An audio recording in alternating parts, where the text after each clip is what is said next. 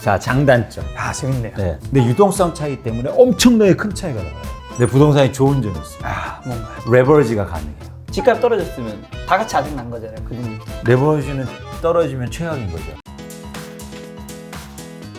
안녕하세요. 김작가TV 내신 물어드립니다. 코너입니다. 오늘 주제는 바로 애널리스트의 부동산 투자 편입니다. 그럼 가격 중에 얘기 나와서 그런데 제 주식과 부동산 같이 이제 코너를 진행하다 보니까 그런 얘기 하시더라고요. 그러니까 주식이 부동산보다 나은 점이 있고 부동산이 주식보다 나은 점이 있잖아요. 한번 제가 오늘 이 얘기는 처음 드리는데 명확하게 한번 구분을 한번 네. 제가 해드릴게요. 자, 장단점. 아, 재밌네요. 네. 자, 부동산하고 주식의 가장 큰 첫 번째 차이는 유동성입니다. 부동산은 쉽게 팔거나 사지 못하잖아요.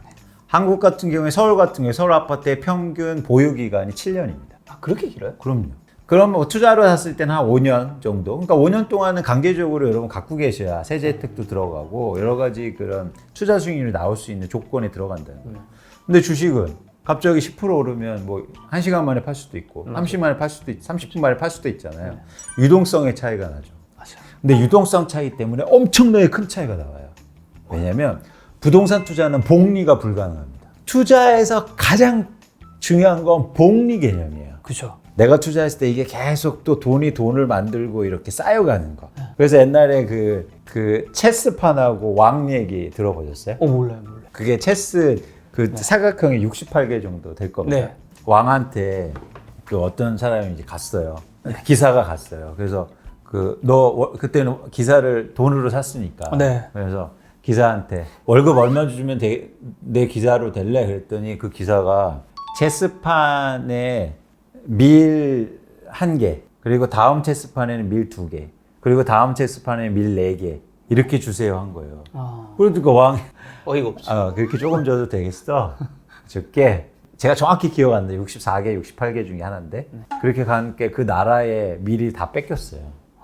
이만큼 복리는 무서운 겁니다. 그렇죠. 68은 그 다음에 136이 될 거고 136은 그 다음에 272가 될 거고. 상상을 초월해. 이게 바로 투자의 묘미예요. 그래서 워렌 버핏이 강조한 게 복리 개념이잖아요. 스노볼. 그런데 부동산은 복리가 불가능하죠. 왜? 유동성이 안 되니까. 그죠.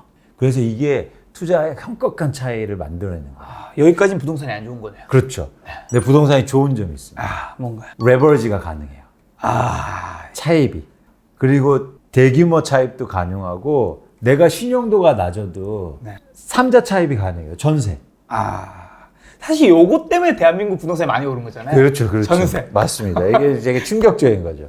그러니까 뭐냐면 내가 신용도가 안 돼. 그러니까 부동산에 전업 투자자가 있잖아요.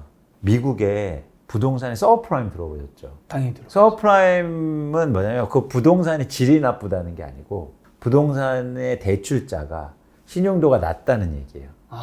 그래서 그렇대 그 신용도가 낮으니까 그런 사람한테 돈을 꿔줘서 문제가 생긴 거죠. 그래서 펑 터진 거잖아요. 그래서 뭐 지금은 거의 다 이해하시지만 초창기에는 야 나쁜 집에 투자해줬어? 이렇게 이해하시는 분이 있던데 아닙니다. 나쁜 사람한테 투자한 그렇죠, 거죠. 그렇죠. 근데 우리나라 같은 경우에는 누구나 다 대출이 가능해요. 집을 살 때. 그렇죠. 이유는 뭐냐면 전세 때문이에요. 여러분 전세 얻으실 때 야 집주인 뭐해? 어디 회사 다녀? 아니면 뭐 농사 지어? 이런 거 안 물어보시잖아요. 그냥 신용도 안 보고 그냥 주시잖아요. 그러니까 그 집을 갖고 계신 입장에서는 사적 대출이 내 신용도하고 상관없이 무조건 되는 거예요. 이건 이자도 빵원이잖아요. 그렇죠. 그러다 보니까 레버리지가 엄청 가능한 거예요. 그러니까 상대적으로 수익률이 높았던 거죠. 레버리지가 자기 자본 수익률이. 그런 관점에서는 부동산이 장점이 있었다는 겁니다. 이게 그 대신 주식은 물론 신용대출도 가능하지만 한계가 있고 주식담보대출이 있고 또 뭐 빠지면 갚으라고 그러고 그렇죠. 마진콜이라고 그래서 뭐 난리 나니까. 맞아. 그게 이런 불안감이 항상 이렇게 장단점이 있었죠. 이게 이제 시대에 따라서 이런 장단점이 구성이 되는 겁니다. 그래서 예를 들어서 대출이 막 원활하게 잘 되는 때는 당연히 부동산 투자를 해야 되고 수익률의 변동성도 크고 유동성이 필요할 때는 시장의 불확실성이 클 때는 주식이 훨씬 더 좋은 거예요. 이 대출이 크게 관련하는군요. 그렇죠. 만약에 우리나라 정부에서 진짜 세게 마음먹고 전세제도 없애버리면 이거는 지금 그러려고 하고 있잖아요. 확 추락하는 거죠. 엄청. 그걸 떠나서 추가적으로 투기 수요, 투자 수요가 나오기 힘들어요. 예를 들어서 지금 전월세 상한제를 한다는 거잖아요. 그러면 집값이 보통 과거에는 어땠냐면 시간차가 있지만 집값이 10% 오르면 전세 가격도 10% 올랐어요. 그렇죠. 그러면서 어떤 과정이 일어나냐면 이 집을 사기 위해서 누군가 새로 들어와야 가격이 오르잖아요. 이게 일종의 집값 가격이 오르라는 거 누가 계속 사줘야 되잖아요. 근데 전세 가격이 오르면 누군가 이 전세 가격을 이용해서 사줄 사람이 계속 나왔다는 겁니다. 가격이 올라도 자연스럽게. 근데 가격을 오르는데 전세 가격은 안 올라요. 그러면 새로 이걸 사줄 사람이 계속 줄죠.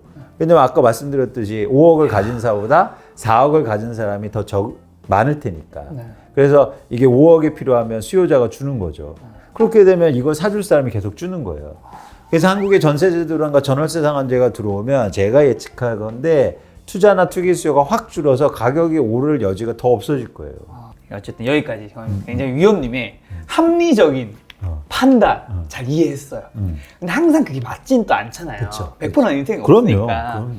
그럼에도 불구하고 집값이 또 오를 수도 있잖아요. 오를 수 만약에 그때 오른다면 왜 오를까요? 요 질문 한번 해봐야 되잖아요. 그렇죠. 두 가지 이유가 또 있을 수 있습니다. 네. 오른 것처럼 똑같이 집을 진짜 갖고 있는 사람이 죽어도 안 팔아. 매물이 없다. 매물은 없어. 근데 일정의 수요는 계속 있어요, 시장에. 네. 그잖아요. 있죠. 누군가 집을 실수요로 사는 사람이 있어요. 그러면 집값은 오르는 거예요. 그래서 계속 사람들이 매물을 안 나올 경우에는 집값은 계속 오를 수 있습니다. 두 번째는 뭐냐면 갑자기 수요가 확 증가하는 경우. 뭐 예를 들어서 경기가 어렵다고 정부가 대출 규제 풀어줘. 이러면 새로운 수요가 나오는 거잖아요. 투자 수요가.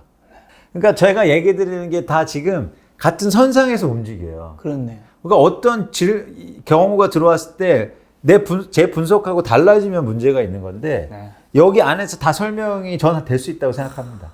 사실 대한민국 레버리지 때문에 돈을 많이 벌었지만 이게 사실 집값 떨어졌으면 다 같이 아작 난 거잖아요. 그분들도. 레버리지는 반대로 떨어지면 최악인 거죠. 그쵸. 왜냐하면 빚은 안 깎아주니까. 자산 가격이 떨어졌다고 해서 빚은 그대로 있고 그러면 내 자산은 10억짜리 집을 사는데 5억 대출 받았다.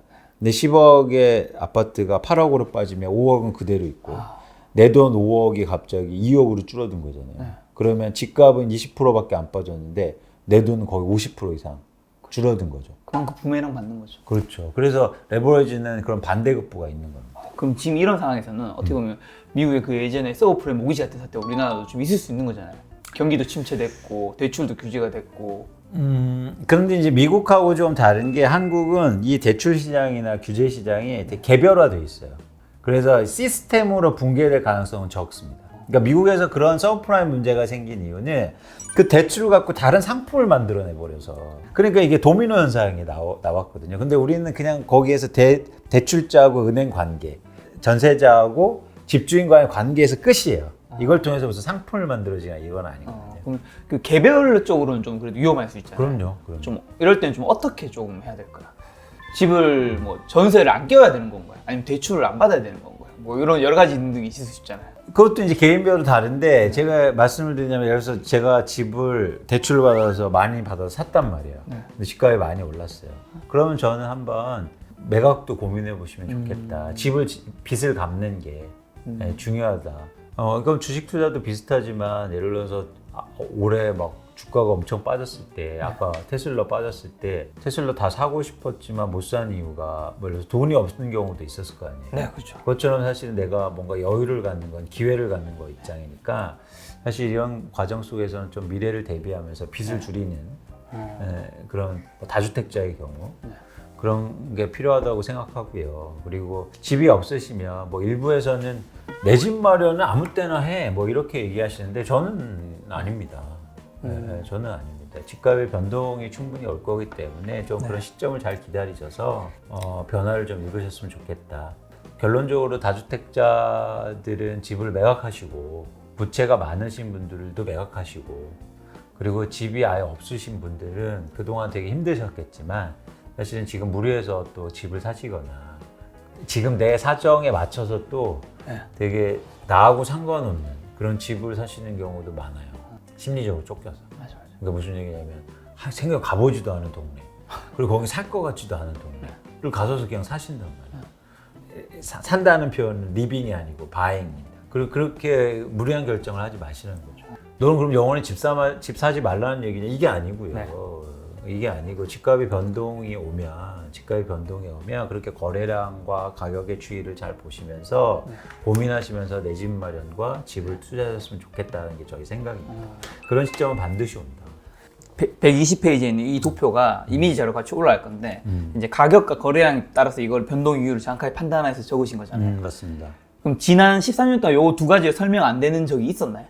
없었습니다. 없었나요? 네. 그럼 향후도 이 두 가지가 거의 맞을 확률이 높겠네요. 네, 당연히. 맞습니다. 그래서 심 작가님 이게 보면 너 왜 짧아? 2007년부터 왜 없어? 이렇게 하겠는데 우리나라가 실거래가를 신고한 게 2006년부터예요. 그래서 통계 자료가 이거밖에 안 나와요. 그렇죠. 네, 그 전에는 그냥 막 뭐 계약해도 막 다운 계약서 쓰고 막 오히려 막 높은 계약 쓰고 막 이렇게 엉망이었어요. 그래서 저희가 통계적으로 유의미한 자료, 객관적으로 분석할 자료가 좀 한계가 있긴 합니다. 그럼 아까 전에 부동산에 이제 저쯤에 사야 된다고 했잖아요. 사실 시장이 공포일 때 사야 된다는 거를 이제 모르는 사람이 없는 것 같아요. 이게 심리적인 얘기인데 이거는 왜 안 되는 걸까요? 그러니까 왜 다들 오르고 있을 때 다 그렇게 올라타려고 해요? 왜냐하면 투자는 결국 심리가 최종 결정을 하기 때문이에요. 심리가 그런 부분에서 많이 고민했는데 네. 결국은 심리는 어디에서 오냐면 비교에서 오거든요. 그러니까 누가 돈 많이 벌었대. 그래서 제가 마음이 급한 거죠. 근데 자꾸 올라. 그래서 집을 사러 갔는데 부동산 사장님이 아 사장님 내일이면 또 올라. 그럼 어떻게 했어요? 그래서 항상 하는 말이 뭐냐면 오늘이 가장 싸. 이런 말 하잖아요. 계약금 입금하고 가. 네. 충격적인 말이죠. 이게 그렇게 저는 심리에 쫓기다 보니까 네. 사실 항상 반대로 떨어질 때도 마찬가지입니다. 조정받을 때도 이게 엄청 세상이 망할 것 같아요. 그리고 영원히 빠질 것만 같고 이런 과정인데 결국엔 그것도 비교하기 때문인데 상대방이 야, 누구 엄청 빠져서 지금 주가 빠져서 뭐 난리 났대. 회사 망했대. 다 던지기 시작하죠. 뭐 한강 갈 뻔했대. 뭐 이러니까 두려운 거예요. 그러니까 누가 막 주식 사 아니면 야 이럴 때 그냥 내 집 마련해 그러면 야 내가 호구야? 이렇게 반응하죠. 이런 심리적 반응 때문에 그런 의사결정을 잘 못하더라고요. 요걸 좀 어떻게 하면 이겨내요? 이거 이겨내는 게 보니까 주식 투자든 부동산이든 굉장히 중요한 지점인 것 같더라고요. 아 이건 개인적인 노하우인데요. 그래서 첫 번째 저는 제 목표를 가져갑니다. 그래서 목표를 높게 가지 말고 내 개인적인 목표를 가져가죠. 그래서 예를 들어서 A라는 A라는 주식이 있다. 그러면 나는 여기를 집값이 아까처럼 이 집값이 빠지는데 거래량만 회복하면 살 거야라는 나만의 기준, 목표를 가져가요. 주식은 좀 적정 주가 같은. 그렇죠. 그렇죠. 밸류에이션 아니면 주가 이런 걸 내 기준으로 하고 거기에 오면 예측을 하지 마세요. 우리들의 예측은 다 틀립니다. 많이 빠질 것 같아? 오를 것 같아라는 기대를 하지 말고 여기에 오면 그냥 사는 거예요. 가격만 가지고 판단하자는 거군요. 그렇죠. 철저하게. 그래서 여기에 오면 그냥 사는 거예요. 사는 거예요. 근데 여기에 대해서 이 가격에 대해서 고민을 많이 해야겠죠. 그렇죠. 이 적정한 가격이 뭐고 그래서 공부가 필요한 겁니다. 근데 어쨌든 이 가격을 딱 기준을 놓고 이게 투자는요. 워렌 버핏이 얘기한 건데 스트라이크 아웃 없는 야구 같은 거예요. 왜 없어요? 계속 기다려서 내가 좋은 공 올 때까지 기다리면 됩니다. 그런 의미로구나. 그런데 사람은요 마치 스트라이크 아웃이 될 것처럼 행동해요. 나 공 3개 만에 홈런 쳐야 돼. 아니면 타석에서 내려올 것처럼. 그래서 첫 번째 공이 엄청 빠르게 왔어요. 네. 아니 조금 한 140km로 왔어요. 네. 그러면 안 쳤어요. 다음 공 느릴 거 올 것이 기대하는 거죠. 근데 갑자기 두 번째 공이 150km 들어왔어. 그럼 어떻게 됩니까? 세 번째 공은 160km가 들어와도 쳐야 돼요. 쳐야죠. 아니면 기회 끝나니까. 그래서 더 빨리 올수록 더 조급해져요, 사람은. 근데 여러분, 야, 너 저기 3년 동안 집 못 샀지? 아웃. 넌 영원히 집 못 사. 끝. 이렇게 말하는 사람이 있어요? 자, 삼성전자 주식을 너 2년 동안 못 샀잖아. 넌 영원히 투자 못 해. 그런 거 안 하죠. 얼씬거리지 마. 안 하죠. 여러분이 원하시는 가격, 여러분이 원하시는 수준에 올 때까지 기다려도 됩니다. 시간을 우리 편으로 만드는 자세가 되게 필요해요. 대신 이제 그 수준에 대해서 여러분 고민하셔야 되죠. 그래서 공부가 필요한 건데 어쨌든 그런 차원에서는 그래서 제발 예측하지 말라고요. 다음에는 느린 공 올 거야. 투자는 예측하는 게 아니고 대응하는 겁니다. 대응할 때는 대신 시간을 내 편으로 만들고 대응하시면 돼요. 여러분 그러면 이제 집 얘기를 또 하시면 부동산은 아파트는 야 그럼 나 맨날 저기 전세 살라는 얘기야? 요 지점이 약간 제가 고민되는 지점이야. 그런데 투자로 온전히 생각하시면 부동산을 사실은 이렇게 기다리고 변곡점, 변화를 잘 읽으실 필요가 있다는 거죠. 그러니까 집값이 이제 하락할 거예요. 나중에 이게 또 다시 올라가긴 할 거잖아요. 당연히 올라가죠. 그 올라가는 신호는 정부에서 이제 대출을 풀겠다. 이런 신호가 나올 때는 이제 그럼 확 올라가고. 그리고 가격이 빠지면 무조건 오릅니다. 무조건이란 말은 좀 그렇지만 어쨌든 회복할 가능성이 되게 크고 또 계속 시장은 변동할 거라. 그리고 가격이 빠지면 다시 아까처럼 거래량이 증가했잖아요. 거래량이 증가한다는 말은 수요가 증가한다는 얘기거든요. 그럼 가격이 어느 순간 이제 빠지다가 다시 회복하겠죠. 수요가 증가하면. 왜냐하면 팔 사람이 계속 줄어드니까 또 다 팔고 나면 팔 거 없잖아요. 그러니까. 그래서 제가 그 시그널을 언제 찾았냐면 2013년도 제가 왜 바닥이라고 생각하냐면 2013년도에 다주택자 우리나라 수가 가장 적었어요. 그리고 돈을 많이 갖고 계신 분들이 부동산 비중이 가장 낮더라고요. 그러니까 팔 사람 다 판 거예요.